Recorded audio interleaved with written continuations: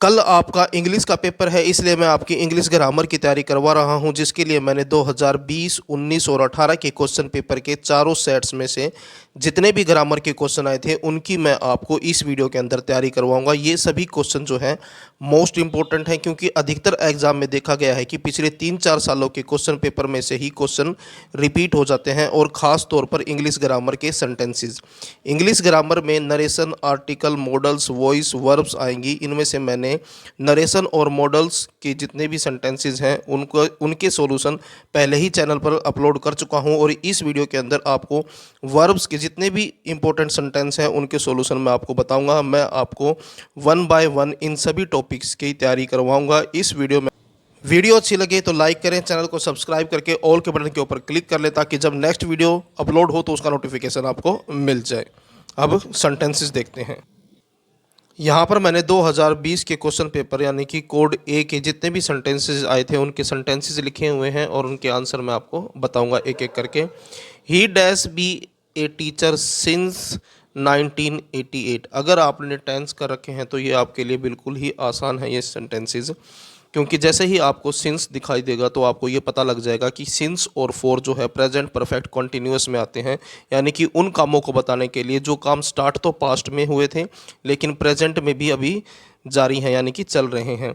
यहाँ पर क्या पता लग रहा है सेंटेंस को पढ़ने से कि 1988 से वो क्या है, टीचर है। ही हैज़, ही के साथ हैज़ आता है, he has been a teacher since 1988, यानी कि 1988 से वो क्या है, एक टीचर है।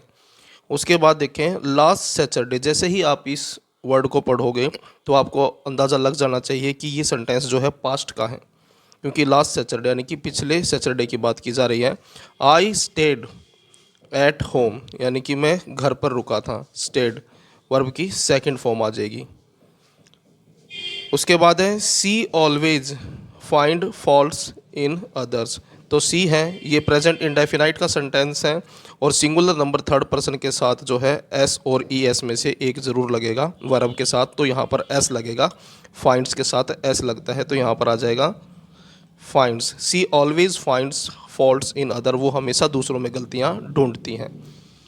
उसके बाद है कोड बी। कोड बी के अंदर है the clock dash just strike 12। Just strike tense अगर आपने पढ़ रखे होंगे तो आपको पता होगा कि जो काम अभी अभी ख़त्म हुए हैं उनको प्रेजेंट परफेक्ट से बताया जाता है, और प्रेजेंट परफेक्ट में यूज होते हैं हैज़ और हैव। तो यहाँ क्लॉक के साथ आएगा the clock has just strike 12, यानी कि अभी अभी क्या है, 12 बजे हैं। तो नेक्स्ट है I dash dig in the garden since morning. अब फिर से सिंस आ गया, जैसे मैंने पहले भी आपको बताया था सिंस और फॉर जो है प्रेजेंट परफेक्ट कॉन्टिन्यूअस में लगते हैं।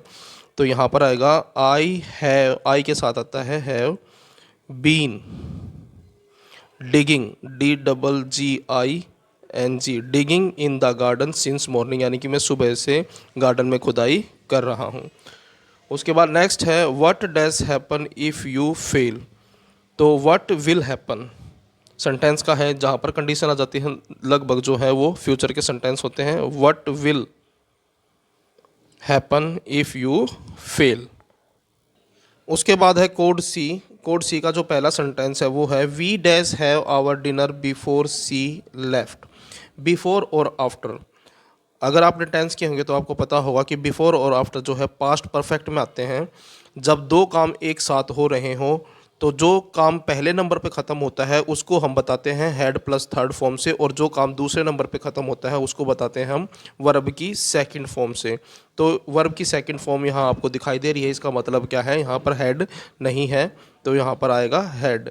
We had our dinner before she left, यानी कि ये काम पहले हुआ था, ये दूसरे नंबर पर हुआ था, यानी कि उसके जाने से पहले हमने क्या कर लिया था, डिनर कर लिया था। उसके बाद है it dash happen in the year 1924। यहाँ से पता लग जाता है कि ये 1924 की बात कर रहा है, यानी कि पास्ट की।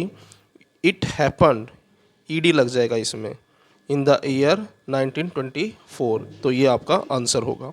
उसके बाद है run fast the train dash leave. अब रन फास्ट कब बोला जाता है, यानी कि तेज दौड़, जो ट्रेन जो है वो जा रही है, द ट्रेन इज लीविंग। ठीक है, तो run fast the train is leaving, ING लग जाएगा, वी हट जाएगा, ING लगा देना। उसके बाद है कोड डी। अब यहाँ पर देखिए, ही dash note come back yet, he has note come back yet, अभी तक वो वापस नहीं आया है। उसके बाद अगला सेंटेंस देखिए, लास्ट सैटरडे, जैसे पहले भी हमने किया था, लास्ट सैटरडे से ही आपको क्या पता लग जाता है कि ये पास्ट का सेंटेंस है। आई स्टेड, ये सेंटेंस वही है, दोबारा रिपीट हो गया है। तो इसी तरह से सेंटेंस जो है रिपीट हो जाते हैं, इसलिए मैं कह रहा हूँ कि ये इंपॉर्टेंट है, इनको एक बार ज़रूर तैयार कर लें। Ice melt above 0 degree Celsius, तो यहाँ पर जो है आंसर में आ जाएगा आइस मेल्ट्स, एस लग जाएगा। प्रेजेंट इंडेफिनाइट का सेंटेंस है, इसलिए क्या होगा, ice melts above 0 degree Celsius, यानी कि 0 डिग्री सेल्सियस से ऊपर जो है बर्फ़ पिघलना शुरू, आइस जो है पिघलना शुरू हो जाती है। उसके बाद है कोड ए, 2019 के क्वेश्चन पेपर से है ये। पहला सेंटेंस है मोर मैन देन वन, यानी कि एक से ज़्यादा, प्लूरल है वैल्यू, तो क्या आ जाएगा, वर एब्सेंट टुडे, वर एब्सेंट टुडे। उसके बाद है neither of the two boys, दोनों में से किसी ने भी, पढ़ने में ऐसा लग रहा है कि प्लूरल होगी वैल्यू लेकिन सिंगुलर काउंट होती है, तो यहाँ पर आ जाएगा हैज़ डन इट, दोनों में से किसी ने भी नहीं किया। उसके बाद है what evidence dash these acts, अब यहाँ दीज से पता लग रहा है कि वैल्यू जो है प्लूरल है, तो आर आ जाएगा यहाँ पर, तो what evidence are these acts. तो इस तरह के जो सेंटेंसेस हैं इनकी ज़रूर तैयारी करें, क्योंकि ये थोड़े से कन्फ्यूजिंग सेंटेंसेस होते हैं।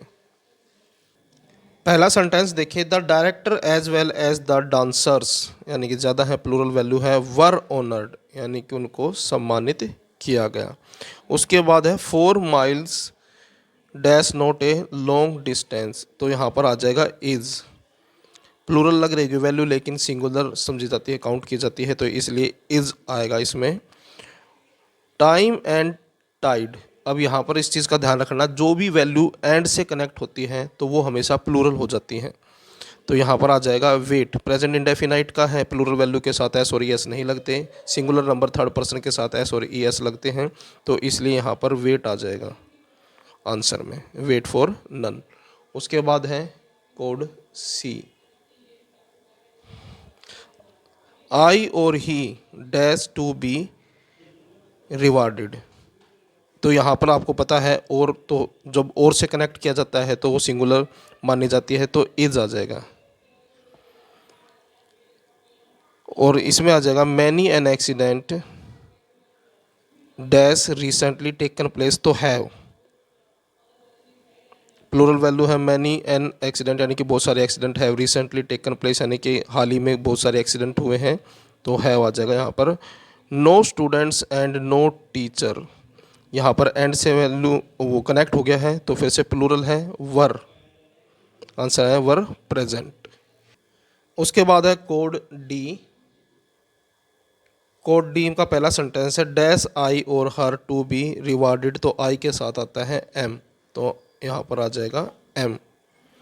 उसके बाद है 5 टाइम्स 10 डैश 50 इज और आर, तो इसमें आ जाएगा इज, जिस तरह से 5 माइल्स था उसी तरह से ये है, सिंगुलर काउंट की जाती है वैल्यू ये। ए पेयर ऑफ स्पेक्टिकल्स, यानी कि यहाँ पर भी क्या है, पेयर है, एक ही है, एक जोड़ा है, इज ब्रोकन, तो आंसर में आएगा इज। उसके बाद 2018 के क्वेश्चन पेपर है ये, कोड ए है, सेंटेंस देखें, the price of these jeans is reasonable to be family के बारे में है, बी फैमिली में is am are was were में से कोई एक आता है, तो यहाँ पर आएगा इज़ रिजनेबल। आइदर मोहन और आई, तो ये सेंटेंस है फ्यूचर इंडेफिनाइट का, तो आई के साथ आता है सेल, आई और वी के साथ सेल आता है, तो यहाँ पर आएगा सेल गो। उसके बाद है mums dash not common among adults, तो फिर से बी है, वही है, is am are was were में से एक आएगा, तो यहाँ पर आएगा are, mums are not common among adults. उसके बाद अगला है कोड बी 2018 का ही पहला सेंटेंस है the mayor as well as his brothers यानी कि ज़्यादा हैं गोइंग टू प्रिजन, तो टू बी है is am are was were में से ही आएगा, इसमें तो आर आएगा, ज़्यादा हैं ब्रदर्स हैं। देयर डैश द बेल, तो इसमें आ जाएगा गोज। प्रेजेंट इंडेफिनाइट का है तो इसलिए ई एस लग गया इसके साथ। उसके बाद है देर डैश पंचकूला यस्टरडे से आपको पता लग जाएगा कि पास्ट का है, तो यहाँ पर आ जाएगा दे बर्नट, सेकंड फॉर्म आ जाएगी बर्न की, BURNT, बर्नट पंचकूला यस्टरडे।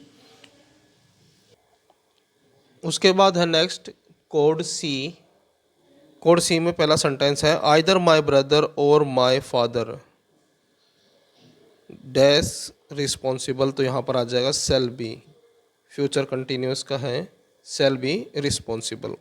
उसके बाद है वाटर, ये पहले भी मैंने आपको बताया था, प्रेजेंट इंडेफिनाइट का है यानी कि यूनिवर्सल ट्रूथ का सेंटेंस है ये, और यूनिवर्सल ट्रूथ वाले जो सेंटेंस है प्रेजेंट इंडेफिनाइट में बनते हैं, तो बॉइल्स आ जाएगा BOILS, water boils at 100 degree Celsius. उसके बाद तीसरा सेंटेंस है it started to rain while we dash tennis to play, started यहाँ से आपको अंदाज़ा लग जाए कि ये पास्ट का सेंटेंस है, तो वी वर प्लेइंग टेनिस, यानी कि बारिश हो गई स्टार्ट जब हम खेल रहे थे टेनिस। उसके बाद है 2018 का कोड यानी कि सेट डी, पहला सेंटेंस देखें here dash 2 apples, to be वही आएगा is am are was were में से, तो यहाँ पर आ जाएगा आर, हियर आर 2 एप्पल्स, यहाँ पर 2 एप्पल्स हैं। Baba started weeping when he dash out of the court, बिल्कुल सेम सेंटेंस अभी हमने किया था, वहाँ पर बस क्या था, बारिश होनी शुरू हो गई थी जब वो टेनिस खेल रहे थे, यहाँ पर क्या है बाबा स्टार्टेड वीपिंग, बाबा ने रोना शुरू कर दिया, व्हेन ही वाज, ही के साथ आता है was coming out of the court, यानी कि कोर्ट से बाहर आते ही बाबा ने जो है रोना शुरू कर दिया। उसके बाद अगला सेंटेंस देखें I dash this novel by this time tomorrow, यानी कि फ्यूचर का है और कह रहा है कि भाई फ्यूचर में कल तक मैं इस काम को ख़त्म कर दूंगा, तो फ्यूचर परफेक्ट का सेंटेंस है ये। तो आई शैल हैव